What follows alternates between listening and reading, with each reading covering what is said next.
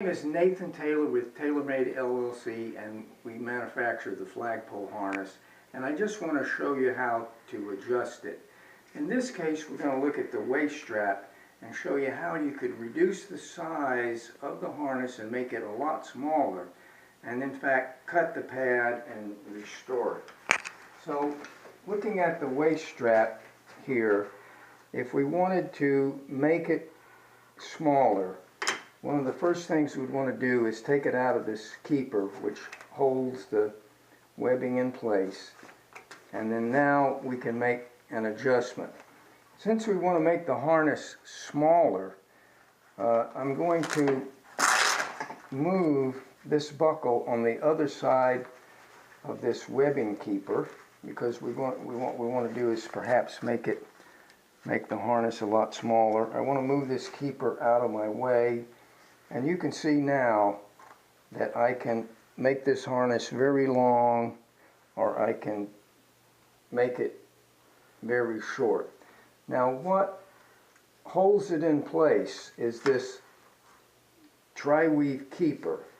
And so what I'm going to do is I'm going to reduce this down to there, just as an example.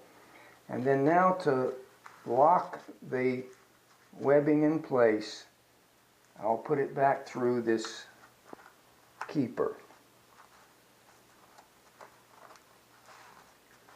Now, as a general rule, there's enough friction in this keeper to hold that in place.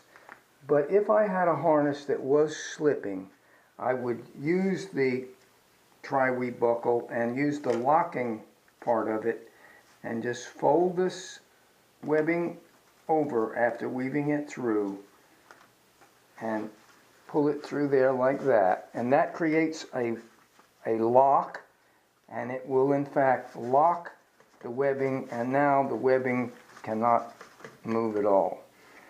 If I understand it correctly, perhaps you would like to, this is a pretty big, large harness, and you may have some smaller people that you would want to fit. And if you reduce the size of the harness, we would find that we would have too much of this padding out here. And I'm going to show you how to remedy that, which would be simply, you can just, the padding that you don't want, if it's too big, you could just cut it off. And then what you would do is just reduce the foam padding in there away from the edge. So what I'm going to do now is come in here and cut away from the edge some of this padding in there to get it back out of the way, and then I can replace that.